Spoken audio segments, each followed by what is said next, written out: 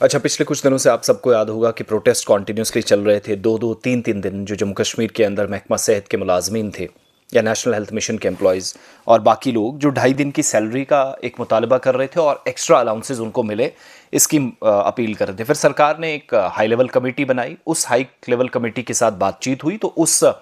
Deliberations के बाद, बाकायदा मुशावरत के बाद, इस आला सतही कमेटी ने अपनी रिपोर्ट हुकूमत को पेश कर दी है। महकमा सेहत यानी हेल्थ डिपार्टमेंट और जो तिब्बी तालीम है, मेडिकल एजुकेशन डिपार्टमेंट है, उन ओहदों की निशानदेही की गई है। आइडेंटिफाई वो पोस्ट हो चुके हैं जो 2.5 दिन की इजाफी तनख्वाह और अलाउंसेस के मुस्तहिक हो सकते हैं रूल्स के मुताबिक। जो रूल्स ऑलरेडी हमारे पास हैं उनका ख्याल रखते हुए ये चीज़ें तैयार की जा रही हैं, लेकिन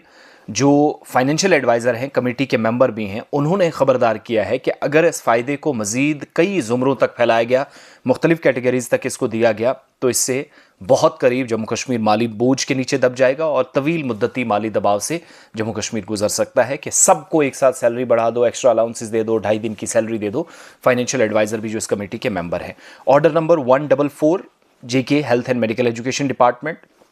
11 मार्च 2026 के तहत एक कमेटी तश्कील दी गई थी, जिसमें principal government medical college Jammu chairman बनाए गए, director health services Jammu, director health services Kashmir, chief accounts officer GMC Rajouri, तमाम मेंबर्स शामिल थे। इस कमेटी को ये जिम्मेदारी सौंपी गई थी कि वो हेल्थ डिपार्टमेंट में और मेडिकल एजुकेशन डिपार्टमेंट में जो नॉन गेजेटेड एम्प्लॉयज़ हैं उनको 2.5 दिन की जो इजाफी तनख्वाह है और अलाउंसेज हैं, क्या ये दी जाए या नहीं, ये फैसला तय करे और मुख्तलिफ ज़ुमरों में क्या किया जाए, इसकी सिफारिश की जाए। सरकारी सेहत और तिब्बी इदारों के अंदर एक तो संडे और छुट्टी के दिनों में रोस्टर ड्यूटी भी अंजाम देते हैं, तो 2.5 दिन की वो जो सैलरी है उसका मामला काफ़ी गर्मा गया था। अब जो बावसूख ज़राए से हमें मालूम हुआ, कमेटी ने अपनी जगह मुशावरत की है, गौर खौज के बाद ये राय सामने आई है कि इस फ़ायदे को पहले से शामिल जो मुख्तलिफ कैटेगरीज़ हैं, मुख्तलिफ ज़ुमरे हैं, जैसे नर्सिंग है, फार्मासिस्ट है, एक्सरे और एनेस्थीसिया यूनिट है, वहाँ तक महदूद रखने के बजाय मज़ीद बढ़ाया जाए, यानी थोड़ा और आगे, सिर्फ इन्हीं तक इसको महदूद ना रखें। इस राय के जो मेंबर्स हैं वो ये कह रहे हैं कि जो मानते हैं ये ठीक राय है, वो कह रहे हैं नॉन क्लिनिकल और जो सपोर्ट स्टाफ है, मुआविन अमला है, जैसे मेडिकल रिकॉर्ड्स हैं, लॉजिस्टिक है, इदारा जाती इंतज़ामिया से वाबस्ता जो मुलाजमीन हैं, जो काम काज देखते हैं, वो भी शिफ्टों में काम करते हैं, अस्पतालों की लगातार निगरानी करते हैं, तो उनका मौक़िफ़ था कि सिर्फ मखसूस कैडर्स तक, सिर्फ स्पेसिफिक कैडर्स तक इस फ़ायदे को महदूद रखने से एक ऐसा महसूस होगा कि बराबरी नहीं है, अदम मसावत पैदा होगी और मुलाजमीन के हौसले पर नेगेटिव इम्पैक्ट पड़ेगा, ख़ास तौर पर जब बहुत से मुलाजमीन एक साथ एक वक्त में काम करते हैं, एक जैसा दबाव है, एक जैसा प्रेशर है, लेकिन सैलरी में फ़र्क आए। दूसरी तरफ गवर्नमेंट मेडिकल कॉलेज और जो एसोसिएटेड हॉस्पिटल्स के जैसे राजौरी के मालियाती जो मुशीर हैं, फाइनेंशियल एडवाइज़र हैं, उन्होंने इस तजवीज़ की जो माली पायदारी है उस पर सवाल उठाए हैं। ख़बरदार किया है कि अगर सारे ज़ुमरों को बढ़ा दिया जाए, सबको एक साथ 2.5 दिन की सैलरी, एक्स्ट्रा अलाउंसेस देने का आज से ही ऐलान कर दिया जाए, तो फिर मुश्किलात होंगी, माली दबाव बढ़ेगा, प्रेशर काफ़ी ज़्यादा होगा। और ज़रा इस बात की तस्दीक कर रहे हैं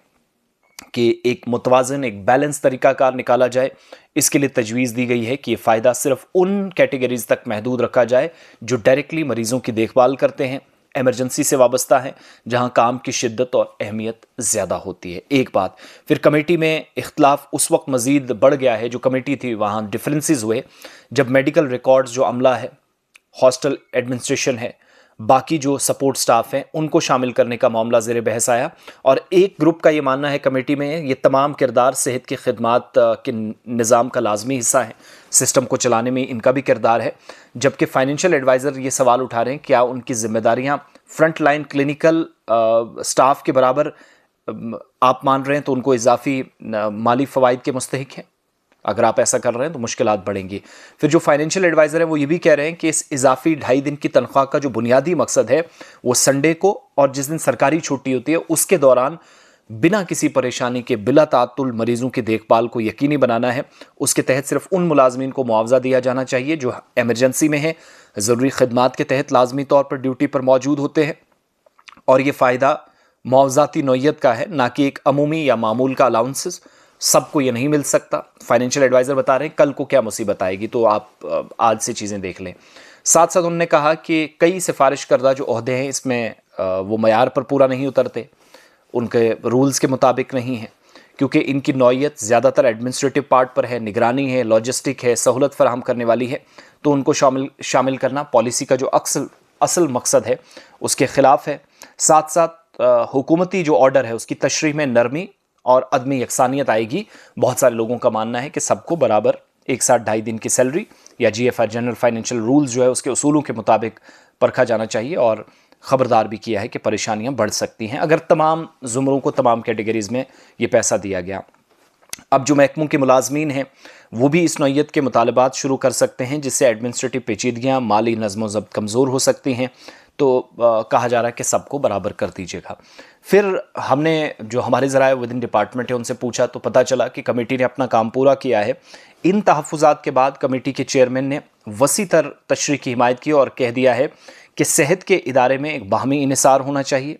जहां नॉन क्लिनिकल सर्विसेज भी हमवार कारकर्दगी के लिए अहम है। यानी जो इमरजेंसी में रहता है उसको आप 2.5 दिन की सैलरी भी देंगे, एक्स्ट्रा अलाउंसेस भी देंगे, लेकिन वो साजो सामान वहाँ पहुँचाने में, वो लॉजिस्टिक सपोर्ट प्रोवाइड करने में, सपोर्ट स्टाफ का जो बंदा है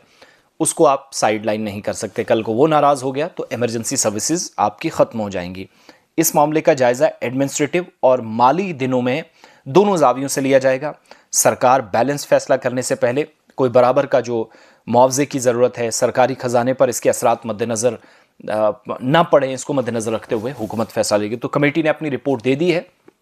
जिसमें कहा जा रहा है सबको एक साथ कर दीजिएगा, जिसमें आप इमरजेंसी सर्विसेज से लेकर सपोर्ट स्टाफ तक सबको 2.5 दिन की सैलरी प्लस एक्स्ट्रा अलाउंस दीजिएगा। लेकिन फाइनेंशियल एडवाइज़र इस बात पर इत्तेफाक नहीं रखते। तो वो जो मामला था वो आहिस्ता आहिस्ता अब ख़त्म हो सकता है कुछ दिनों के दौरान, मगर माली तौर पर शायद मुझे लगता है काफ़ी तंगी अथॉरिटीज़ को आने वाली है।